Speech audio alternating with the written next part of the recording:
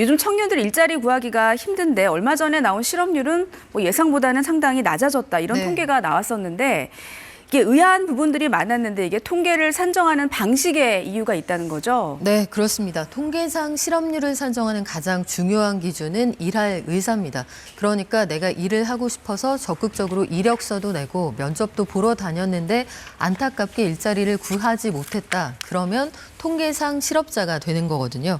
바꿔서 말하면 마음에 드는 일자리가 없을 것 같아서 아예 구직 활동을 안 해버린다. 그러면 이분들은 실제로 쉬는 청년이 늘어도 실업률이 떨어지는 아이러니한 현상이 나타나게 만들 수 있다는 거죠. 그래서 우리 주변에는 학교 졸업하고도 쉬는 청년이 많은 것 같은데 왜 실업률은 안정세가 유지될까? 네. 여기에 대해서는 이 공식 통계를 산정할 때마다 실업률이 왜 낮게 나오는지 이런 것들을 설명하는 이 과정이 바로 이 과정 속에 들어 있습니다. 네, 그렇군요. 그러니까 이제 구직 활동조차 하지 않았으니까 실업률에 포함이 안 됐다 이 얘기인데 국책연구기관인 한국개발원 KDI도 관련해서 분석을 내놨더라고요. 네, 그렇습니다. 최근 낮은 실업률의 원인과 시사점이라는 제목의 보고서에서 최근 몇 년 동안 성장률이 낮았는데도 실업률은 3년 넘게 2%대 후반에서 안정된 이유, 이상적인 수준을 유지하는 이유를 크게 두 가지로 봤습니다. 네. 한 가지는 경기와 실업률이 괴리된 건 무엇보다 구직을 포기한 사람이 늘었기 때문이다.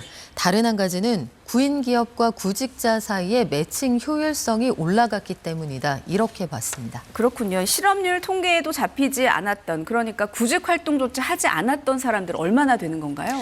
네, 실제로 15세 이상 생산 가능 인구 가운데 일도 안 하고 구직 활동도 안 하는 쉬어씀 인구 비중은 20년 전인 2005년에 3.2% 정도 됐거든요. 숫자로 치면 123만 명쯤 되는데 네. 20년이 흐른 올해 5.6%, 254만 명으로 인구수만 따지면 2배 이상 늘었습니다. 그러네요. 특히 20대 청년층의 쉬어씀 비중이 3.6에서 7.2%로 정확히 2배 늘었는데요. KDI는 우리 경제의 잠재 성장률이 추락하면서 좋은 일자리가 부족해지고 노동시장 이중 구조로 취업을 아예 포기하는 청년이 늘어나고 있다. 이렇게 분석을 했습니다. 네, 통계상 실업률에 비해서 실제로 20대 실업률은 더 높았을 거라는 주장이 그래서 나왔던 모양입니다. 네, 그렇습니다. KDI는 그래서 20대 쉬어씀 인구 증가폭을 고려하면 올해 7월까지의 평균 실업률은 통계로 잡힌 2.7%보다 적게는 0.4%, 많게는 0.7%포인트 더 높을 것으로 예상을 했습니다. 네, 실업률이 2%대에 머물게 나왔던 이유에 대해서 KDI가 아까 매칭의 효율성이란 말도 언급을 했다고 하는데 이거는 어떤 의미일까요? 네, 디지털 구인구직 플랫폼이 활성화되면서 이제 정보를 얻을 곳이 많아졌죠. 그래서 일자리를 원하는 사람과 구인 기업 사이에 사용하는 기회 비용이 줄었다는 뜻입니다.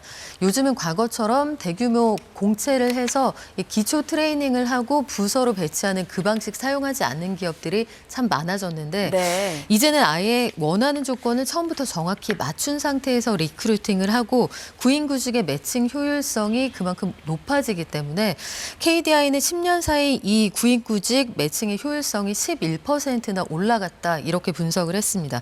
그러니까 구인이나 구직했다가 이게 짝이 맞지 않는 실패하는 사례가 줄어든 것도 실업률을 낮게 유지하는 데 도움이 됐다는 뜻입니다. 네. KDI는 이것만 가지고도 실업률이 한 0.2에서 0.4%포인트 정도는 떨어지지 않았을까 이렇게 예상을 하고 있습니다. 뭐 지난주에는 좀 조정이 있었습니다만 이른바 불장이 이어져서 빚을 내서 투자하는 사람들 많은 것 같아요. 네, 그렇습니다. 코스피가 사상 처음으로 4,200까지 오르면서 올해 코스피 상승률이 70%에 이르니까 뒤늦게 뛰어드는 개인 투자자가 그만큼 급증하고 있는데요. 증권사에서 신용대출을 받거나 마이너스 통장까지 개설해서 일명 영끌 투자 나서는 사람들이 크게 늘고 있습니다. 특히 청년층은 벌어서 내 집 마련은 불가능한 시대가 됐다. 이런 이렇게 판단을 하고 불장 놓치면 이른바 벼락거지가 될 수 있다. 이런 마음에 조급함을 느낀다고 토로하기도 합니다. 네, 조급함 얘기해 주셨는데 뭐 포모 현상이다 이런 얘기도 하더라고요. 이런 상황에서 나만 빠지면 어쩌나 하는 그런 두려움일 텐데 이런 B2 규모 얼마나 되는 겁니까? 네, 금융투자협회가 집계를 해보니까 이달 5일 기준으로 양시장의 신용거래 융자 잔액이 25조 8천억 원을 넘었습니다. 종전 최고치가 코로나19 당시 큰 돈이 풀리면서 아무 종목이나 골라도 올라간다고 했던 2021년 9월 25조 6천억 원 정도 됐는데 이때보다 금액이 큰 겁니다. 사상 최대치입니다. 증가 속도도 빠른데요. 8월에는 21조 8천억 원이 안 됐지만 이 B2 규모가 석 달 만에 4조 원, 약 19% 정도 늘었습니다. 특히 코스피 시장의 신용거래 융자 잔액이 사상 처음 16조 원을 넘어선 걸로 나타났습니다. 그렇군요. 이 B2가 위험한 게 사실 이 주가가 빠질 때 손실이 예상보다 훨씬 더 커져서 그런 거잖아요. 네, 그렇습니다. 증권사에서 돈을 빌려서 주식을 매수하는 신용거래 융자라는 건 B2의 척도인데 증권사가 정한 담보 비율을 유지해야 하기 때문에 단기에 주가가 예상치 못하게 급락을 하면 강제로 주식을 팔게 됩니다. 그러면 원금 손실 규모가 예상보다 훨씬 커질 수가 있겠죠. 그래서 단기에 큰 돈 벌겠다는 생각으로 빚내서 투자하시는 거 정말 주의하셔야겠습니다. 네, 근데 이런 상황에서 요새 뭐 마이너스 통장 대출도 많이 늘었다라고 하던데 이것도 역시 주식 투자와 관련이 있다라는 분석이 또 있더라고요. 네, 그렇습니다. 은행의 마이너스 통장 대출 잔액도 증가 추세인데요. 과거에는 주택담보대출의 부족한 부분 일부를 이걸로 메우는 경우가 있었지만 최근에는 주택담보대출 자체가 사실상 어렵기 때문에 그쪽 수요는 많지 않을 것으로 보이고요. 대다수는 증권사 혹은 증시로 유입이 되는 것으로 보입니다. 10월 말 기준으로 5대 은행의 마이너스 통장 대출 잔액 39조 4천억 원이 넘습니다. 두 달 사이 7천억 원 가까이 늘었고요. 대주주 양도세 과세 기준 강화 논란이 일단락된 이후에 단기 상승하던 딱 그 시기와 맞물립니다. 시장에서는 내년 코스피 7,500을 예상하는 증권사도 있습니다만 단기 조정 가능성을 언급하는 곳도 있기 때문에 극도로 주의하셔야 할 것 같습니다.